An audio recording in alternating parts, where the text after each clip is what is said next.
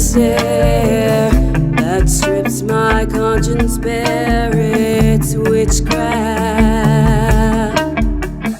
I've got no defense for it. The heat is too intense for it. What good would common sense for it do? 'Cause it's witchcraft, wicked witchcraft. And although I know it's strictly taboo, 'cause it's witchcraft, wicked witchcraft. And although I know it's strictly taboo,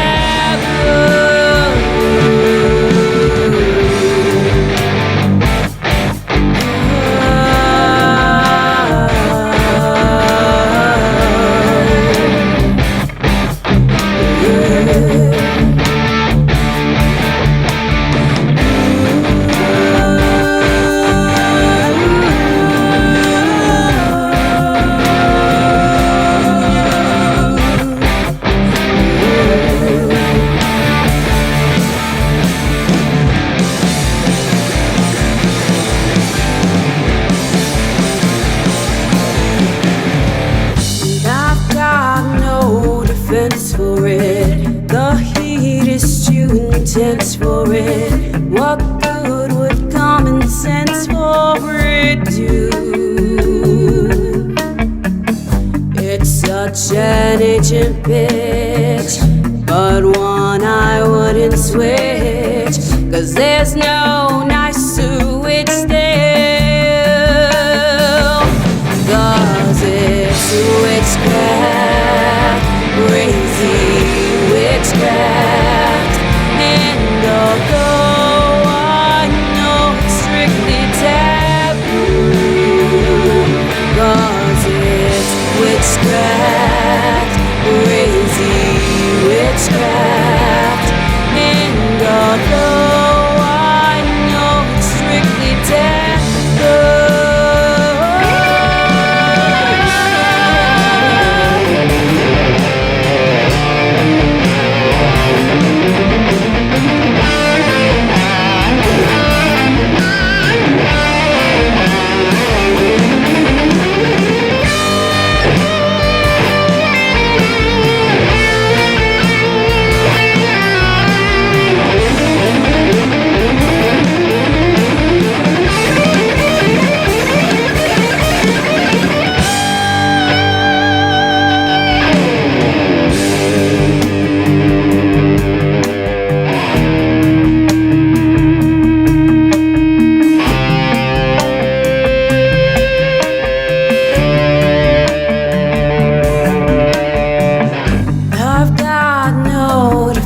for it. The heat is too intense for it. What good would common sense for it do? It's such an ancient pitch, but one I wouldn't switch, 'cause there's no nicer witch than you.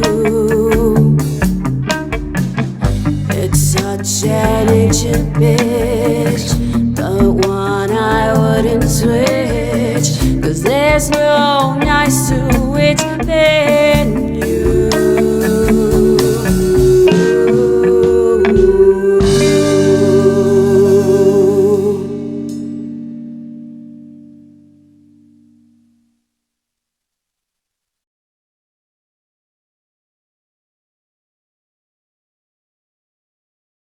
Okay, this is Jimmy Jive, and you're listening to Motor City Rock Talk. Today, my guest is a lead vocalist from an outstanding progressive metal band called Forge the Sun. To date, they've got one full album out called Heart of the Sunrise and several singles, one entitled Speedball, Decay, and the most recent Toad Honey. Anyway, my guest is Miss Allie Rose. How you doing tonight? I am very good. How are you? I'm doing good. All right, let's start out with a little background. Tell me a little bit about like where you're from originally, where you grew up, and who some of the bands or artists were that grew up listening to that may have influenced you. Yeah, sure. So I pretty much grew up all around the Metro Detroit area. I think Clinton Township was probably like the area that I lived in for most of my childhood. And then I spent a lot of time in St. Clair Shores as well. But I've kind of just been all over the Metro Detroit area. I'm currently in Oxford right now, which is a little farther in the Oakland area, but Yeah. it's nice out here. And I would probably say, in terms of influences, so I come from a family of singers. My mom, my brother, all my aunts, we all sing different types of genres and stuff like Mm-hmm. that. But I would say my grandma was a huge influence to me and I guess my entire family because she was really heavily involved in like theater and choir. So she got a lot of us involved in that. Honestly, I'd probably say the very first piece of music that I fell in love with was the Phantom of the Opera. I love it. I still love it to this day. I can remember like my mom playing it on cassette in the car for me when I was younger, but I also grew up on like the Monkees, the Beatles, and then like more into like the 2000s, got really into like 2000s alternative rock, so like Linkin Park, Deftones, Evanescence, Mm-hmm. and I would probably say that's like the era of music that really made me fall in love with like rock and metal. And yeah, based off of that, I pretty much actually had tons of anxiety as a kid. So I didn't actually get into like doing anything really in music until my early 20s. So for most of my life, I was just doing fine art. So I was a painter and a drawer. Then started doing karaoke in my 20s, and everybody was like, "What are you doing? Why are you doing anything with this?" So I pretty much went to get vocal lessons in Grosse Pointe, and that's actually where I met Tristan, our guitar player for Forge the Sun, and that was kind of the fruition of the band. Okay, so you say you're living in Oxford. Is that where the band is based out of, or do you have to travel for like rehearsals? I have to travel. So the majority of the band is based in pretty much the Grosse Pointe, like right on the pinpoint of Grosse Pointe in Detroit. Mm-hmm. So when I lived in St. Clair Shores, it was very, very nice to get to rehearsal, but now it's pretty much almost an hour commute to rehearsals and most shows, but I'm okay with it because I was kind of doing the opposite. I was doing hour commutes to work because I worked in Auburn Hills, so it kind of just made more sense to me to be closer to work versus the band. Now, speaking of the band, tell me the names of the members of the band and what they play. Sure, yeah. So we've got Tristan, he is our guitar player. We have Barrett, he's our bass player. We've got Isaac on drums, and then myself, Allie, on vocals. No keyboards or anything like that? No keyboards for Forge the Sun. I do have a solo project called Sharp Lives where I do play the piano for that. But for Forge, we keep it as a four-piece. Barrett does backing vocals now. He started doing that for our latest singles, which is really cool. I like the texture of my voice and his Mm-hmm. on the new songs for sure. And then I've always kind of contemplated on possibly like pulling out my guitar and playing like rhythm for this band. Mm-hmm. Like that would be kind of cool. I actually, before like people were telling me, oh, you should do something like with your voice, I was always kind of used to being around good singers because my my Right. entire family sings. So I never thought like anything was super special about like the things that I could do with my voice because my whole family can do it. I guess that was the other reason where I was thinking, maybe I should do something different. So when I was a kid, I was dabbling with guitar and piano and other instruments versus like my voice. I've always thought, maybe it would be cool to like bring out the guitar at some point. The music is pretty advanced as far as that. Your guitar player is phenomenal. Do you think you could keep up with him on the guitar? Are you at that Hell level? no. Hell no. No. And that's like my only apprehension is I don't think I could ever like keep up with like there's no way. He's been playing guitar for like 17, 18 years. Yeah, it Like he shows. is so incredible and there's no way that I could ever keep up in that aspect. But if it was like something along the lines of like keeping rhythm for like power chords or anything like Mm-hmm. that, I could potentially like weight it down like that way, but there's no way we could ever like dual guitar or anything like that. Well, I noticed in some of the videos you guys do acoustic type shows. Could you play along an acoustic with them maybe? Oh yeah, I think that could definitely be a possibility. There could potentially be possibilities of acoustic shows that we do. doing a second guitar, or maybe bringing in some type of rhythm in another way. But we're always down to experiment. So that's like the nice thing about our band is that we've been together, I guess, as an original band, we've been technically together since 2020, but Tristan and I started playing together in 2018. And we started as like a cover band. Before we started doing originals, we were actually playing a lot of progressive classic rock. So like Led Zeppelin, Rush, which a lot of that music inspired the album Heart of the Sunrise. So we kind of started out that way. And then as we started playing more, we started dabbling and experimenting with original songs. And that's kind of how the original music came to life. Oh, that's very cool. Now, speaking of the first album, Heart of the Sunrise, which I can see at least where the name, reflects upon Yes. I'm a big Yes fan, so I kind of caught that right away. The album is extremely well done. Where did you guys record that? Yeah, also thank you. So the album was actually recorded at Radon Studios. The owner of that studio, his name is Mark Stewart. He's a really cool guy. Yeah, he's got a nice, like, super professional setup in Benton Harbor. So anybody who's looking for, like, recordings or any type of, like, live session or anything like that, he would be a great guy to hit up for that. Yeah, he did a great job on the album. I would probably say definitely our sound has evolved a lot since that album, but there's a lot of really, really great moments in that album. And I think the cool thing about it is that it kind of mixes a lot of different genres and styles, even though it sticks to like its core as being like a progressive rock and roll type of album, which I would say a lot of the influence of that album came from Tristan. Absolutely. Like he was the guy kind of wrote a lot of the music for that album. So a lot of it was mainly him doing music, and then I would write lyrics and melodies for the vocals. So you pretty much, being the lead vocalist, more or less writing all the lyrics for the band? Yeah, I wouldn't be opposed to like doing like a group write on lyrics, but I would definitely say like lyrics are a big strong suit for me as a vocalist, not only because like I really love arranging melodies with words, but prior to again doing music, I did a lot of fine art stuff, which also included writing and poetry. So it comes really natural to me to be able to find the right words to fit into a melody so it runs really nice and smooth with what's going on with the music. Now, as far as that album, was there a specific theme to that you guys were, almost like a script as far as the lyrics?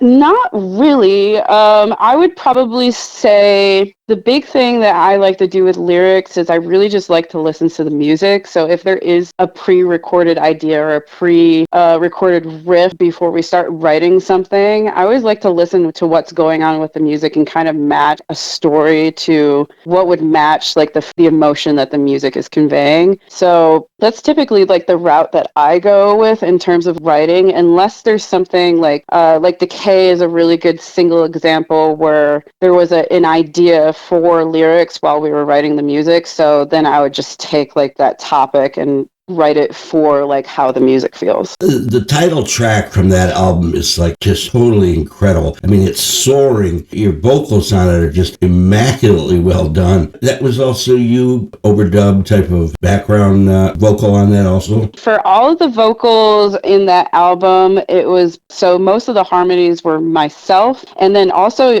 Barrett is featured on that album as well. So he was doing a lot of the lower octave melodies and harmonies for a lot of the songs. And then on the song Wig Fee, we actually had like a group chant going on that song. Yeah, so that. Basically everybody in the band, plus our manager Dave and Mark were also involved with all of that as well. That's very, very cool. Now, as far as that album, like it came out in 2023. Did you guys release it as far as any kind of hard format like CD or vinyl, anything like that? So we actually do have CDs. You can order the CDs either on our Bandcamp or you can get them at any show as like a physical copy. Mm-hmm. It's really nice too because we did put a lot of work into like building like a booklet as well, like a lyric booklet. So you get all that with the CD. And then we did have the thought of putting it on vinyl as well. well. We're currently, I think, at the point as a band where we're pretty fortunate that it's funding itself at this point. Not quite yet to invest in vinyl, but hopefully we'll get there.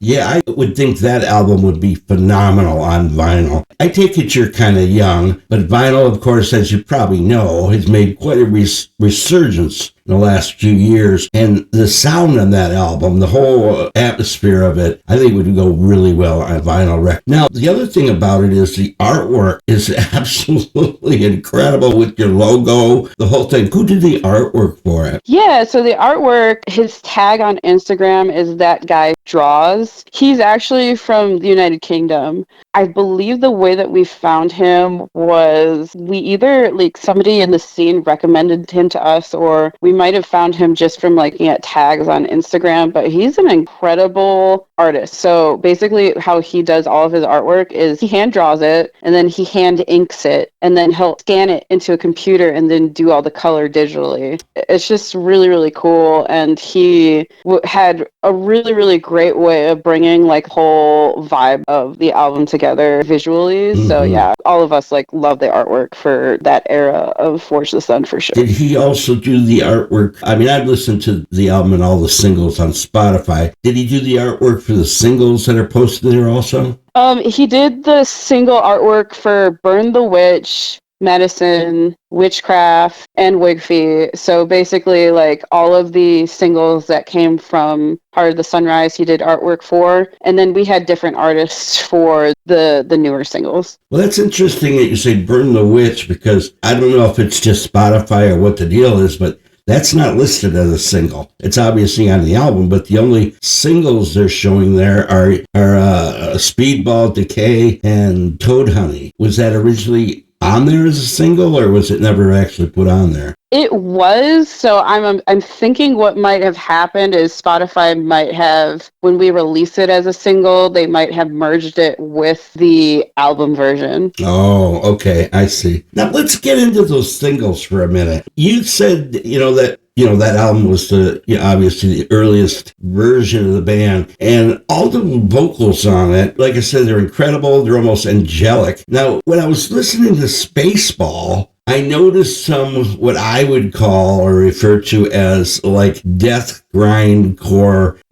screaming. And then, of course, Decay didn't have any of that. And then Toad Honey has it again. Now, is that something that you're going to work into your future releases also? Is that going to be a part of the vocalizations for the albums or the band? I think so. So, like, the one thing that's really cool about Forge the Sun is that we've never really kind of like put ourselves in a box like as musicians of what our capabilities are. So we're constantly challenging ourselves. So in terms of like myself, when it comes to vocals, I started as a clean vocalist. Mm-hmm. But I've always been a fan of like metal and the heavier types of music, and I've always wanted to learn how to scream. And then pretty much when I started working on like my solo project, I kind of used that as an outlet to learn how to scream. And then once I had it down, pretty much like we kind of knew at that point with Forge that it was down well enough to where like we could potentially integrate it into our band. And as we started working on the singles, I would say definitely for the latest singles, everything that we released after Heart of the Sunrise has definitely been more of a full band collaboration. Mm-hmm. So all of the new songs we actually wrote together as a 4-piece. So all of us had influences with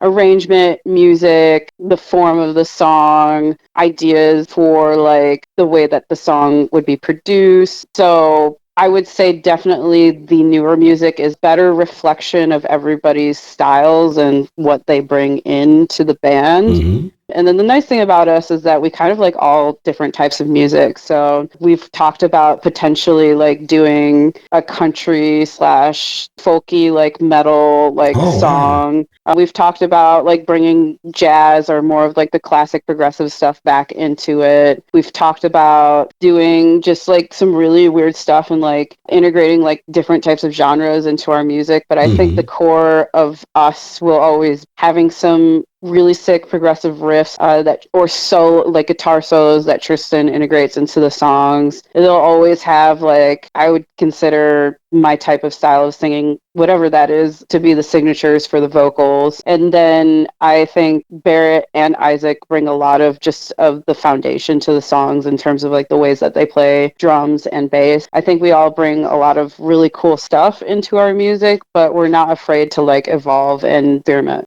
One of the other songs, like I said, I was listening to all your stuff, and I make a playlist of your album and all the singles. And what Spotify normally does at the end, they'll refer you to other groups that sound like that. But before it did that, another one of your songs came up that there again wasn't on the first album, wasn't listed as a single, called Nature, which, was there again, an incredible song. Was that something there again that just didn't get released as a single at all anywhere, but it just came out of a different area to be on Spotify? Yes, so Nature was actually pre-Heart of the Sunrise. Oh, okay. So in terms of like, I guess the timeline of our discography is we had like our self-titled EP, which we released in 2020. And that was like our basement EP. Like that was something that we recorded like literally in somebody's basement just to get the music out there. And in that EP, there's actually a lot of the songs that are on Heart of the Sunrise, but they're almost they're in a very slow tempo. So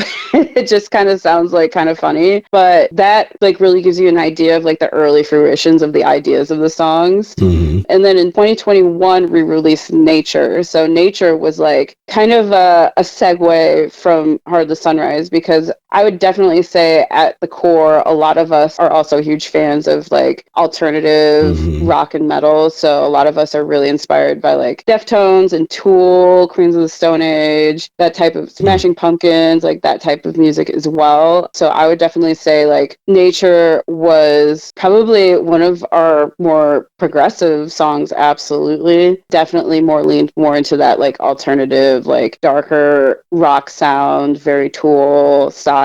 So that was kind of a one-off type of song that we wanted to do. And honestly, it was a huge challenge for me because that was like super early into being in the band, and prior to band I really didn't have a ton of experience being in a band, so diving kind of headfirst into a band that was super progressive, like using a lot of different time signatures and tempos, was definitely a challenge. Yeah, for sure. Now, was the band together in any form or fashion before you joined it?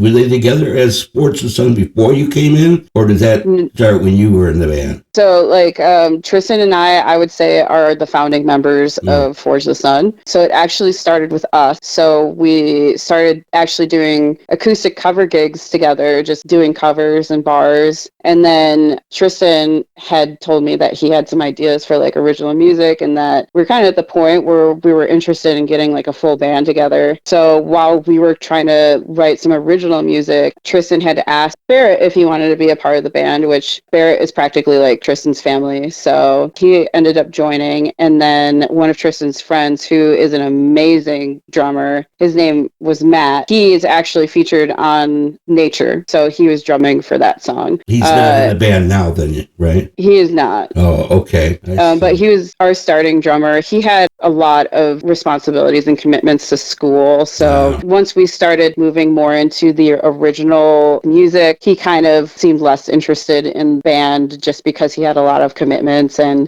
he seemed a little bit more interested in wanting to do the covers because, like I said, we started as a cover band, so that's kind of what we were doing at first. You just think that had to do with the fact that were you guys making much money doing covers at that time? No.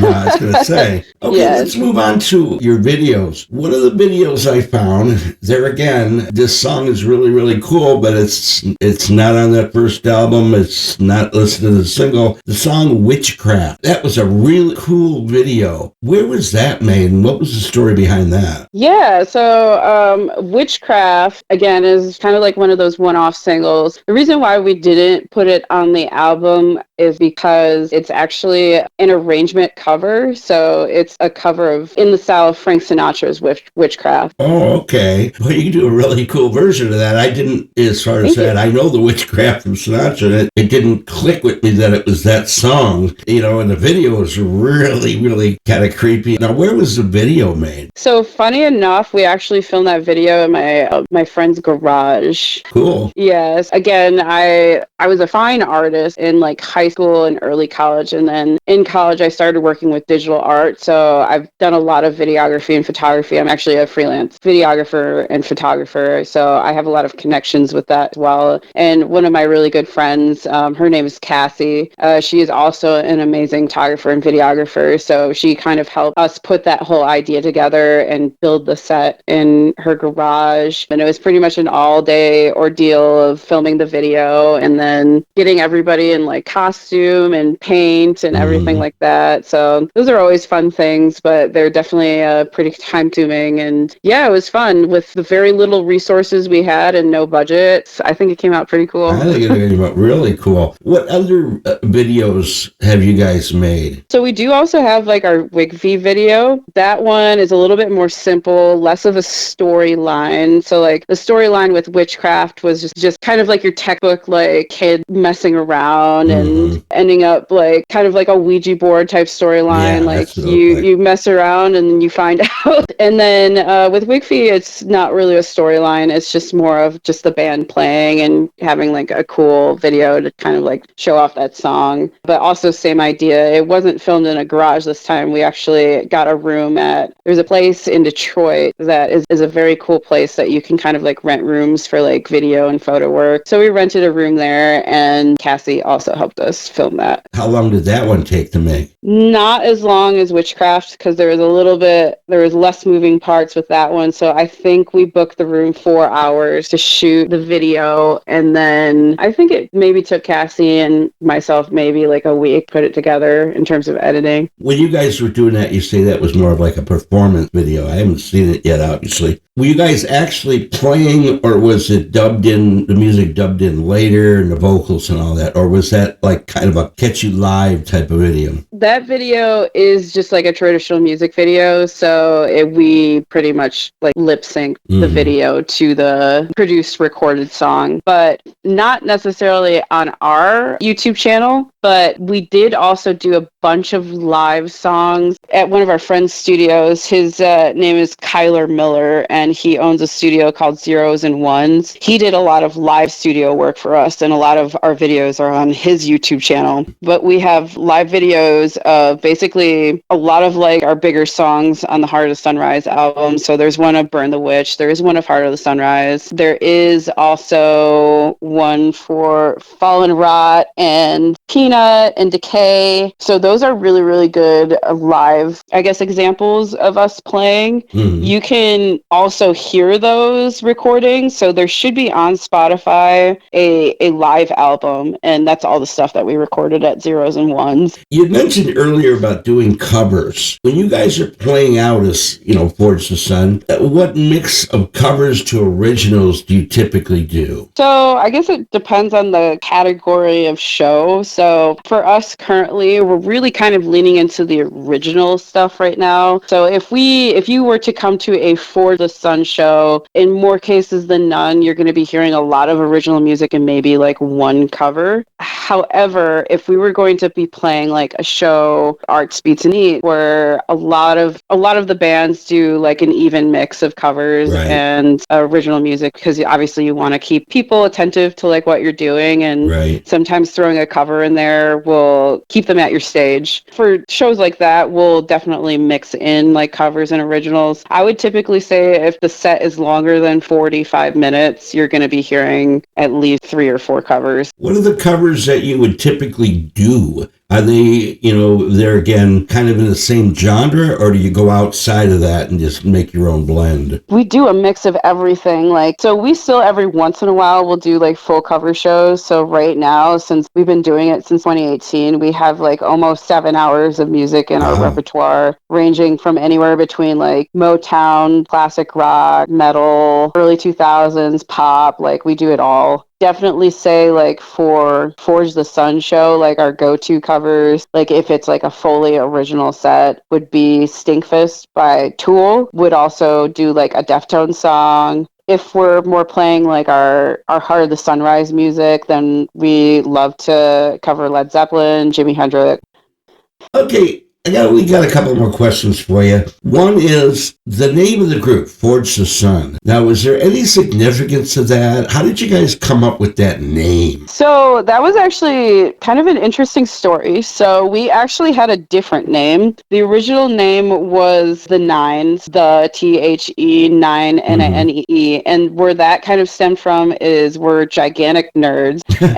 And it actually stemmed from Lord of the Rings. So the Nazgul were known as the Nine. So we went by that for most of like our cover band career. And then we were the plan was to be continuing to go by that. However, when we were in the process of releasing our original EP, there was another band in Massachusetts called The Nine. Their first EP on Spotify, like literally a day before we were going to release ours. So we were like, okay, well, we don't want this to be like messy. Like we want fully original name that isn't going to be misconstrued or confused for another band. Like that just sucks when you put like a lot of effort and work into your art and people have a difficult time trying to find you because you have the same name as other artists. So we're like, yeah, we definitely don't want that. So we basically spent maybe like a week or so like brainstorming different types of names. Like everybody was throwing out ideas. We were just trying to think, okay, like what if we like did something that was Detroit based or something that was Michigan based or something like that, and nothing was really sticking. So then I just started thinking about the music. I was just like, okay, like what's a really cool name that could match this original music that we're writing?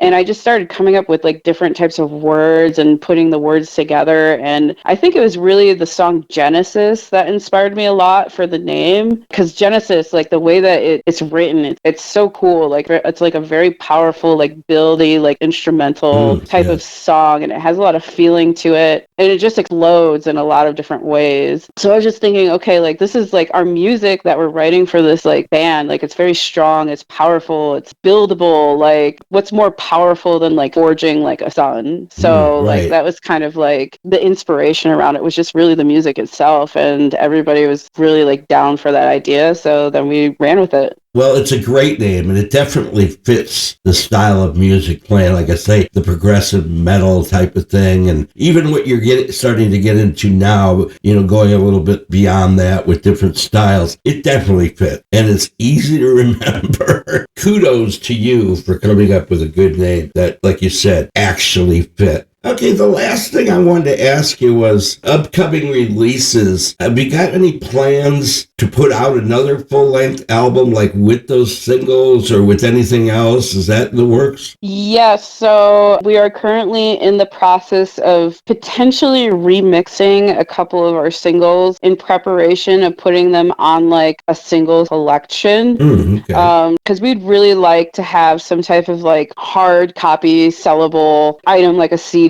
that people can get of those songs at our shows or on Bandcamp, but also to have a singular place where people can access them online as well if they wanted to stream all of them together. So we're definitely in the works of doing that right now. And then we are also in the works of writing new music. So I guess a little bit of a teaser is the way that we're going to kind of approach a new EP. So this one is going to be an EP, probably won't be a full-length album. But we were just kind of thinking, you know, like if we're going to experiment with different genres, why not experiment with potentially having a collection where it kind of sticks to some specific styles that pair well together. Yeah, and then we could maybe go about doing it that way, where if we ever want to evolve, we can always do like different eras with different albums or EPs. So the next, I guess, era is going to definitely mix a lot of progressive with like a shoegaze style. So if you were to mix everything that we've kind of done with like Hard as Sunrise with like Deftone style, is kind of the next era of what we want to experiment with. Oh, very, very cool. We actually do have a show March 7th at the Sanctuary. That's the doggy show. It is, That's yes. awesome. So if anybody sees our flyers, which you can follow Forge the Sun on all the socials, Facebook, Instagram, TikTok, you'll be able to see all of our upcoming shows there and also on Bands in Town. So the next show is March 7th at the Sanctuary in Detroit. It's actually, usually annually we host like a charity show. So this year we are doing Mosh for Mutt. That's awesome.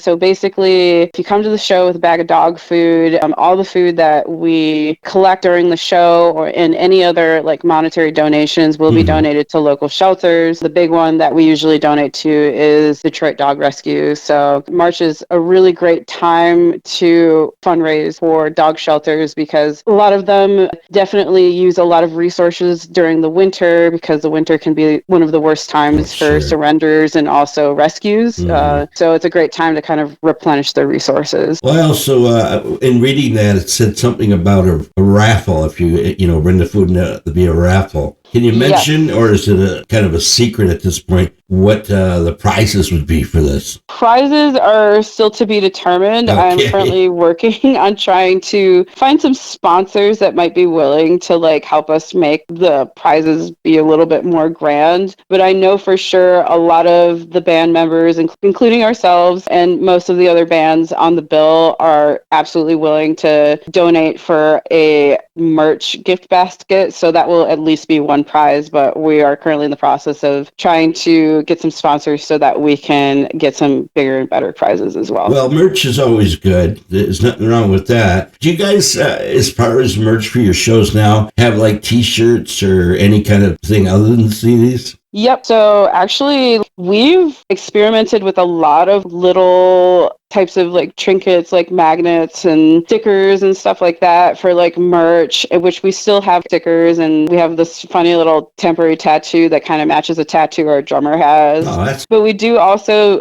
sell t-shirts, and those are like our number one sellers, like hands down. Like people love our t-shirts because we typically mirror our t-shirt designs to the artwork that we have for our music, which we tend to put a lot of love and effort into finding the right artist to create artwork for our song. So we currently have a t-shirt that has the nature artwork on it. And then we also have a t-shirt that is in reference to the Heart of the Sunrise artwork as well. And we recently just ordered shirt for our speedball artwork. So we have different type of artwork that references our speedball artwork, and we kind of fashioned our Forge the Sun logo into like more of like a metal style. So it's kind of a limited edition t-shirt that's kind of cool. Oh, that's really cool because that logo is, make sure you use that logo in your t-shirts and obviously all your merch. That's very well done. That sticks out. Well, Ellie, I'm going to let you go. I really appreciate you taking the time tonight to talk to me. I really enjoy your band.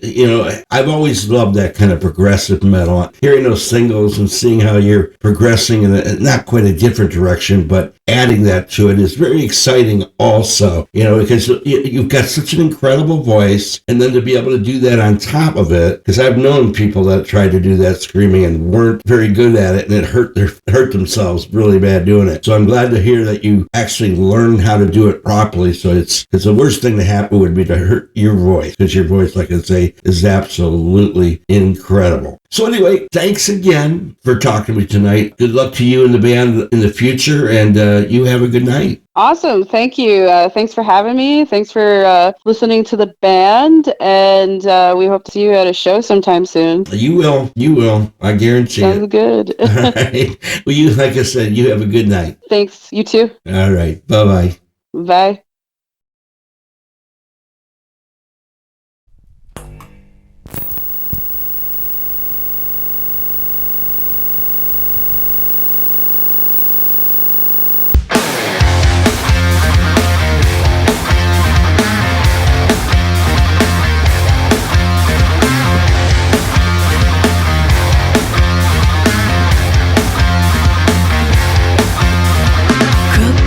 Circus, cynical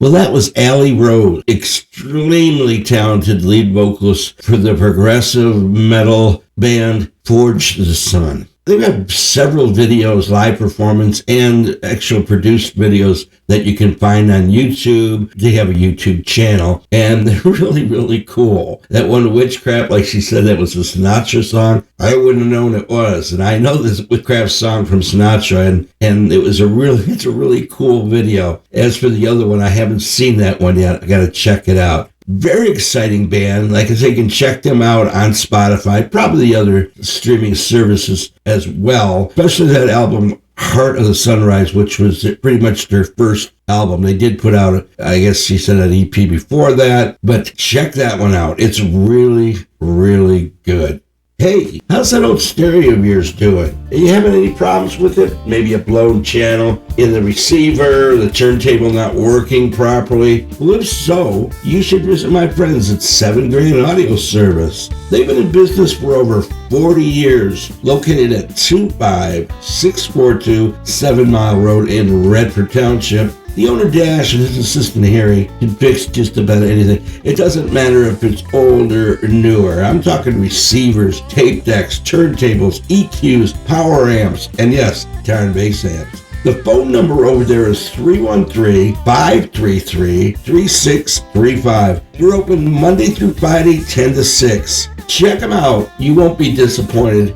And let them know Jimmy sent you. Anyway, with that being said, as I always say, keep rocking.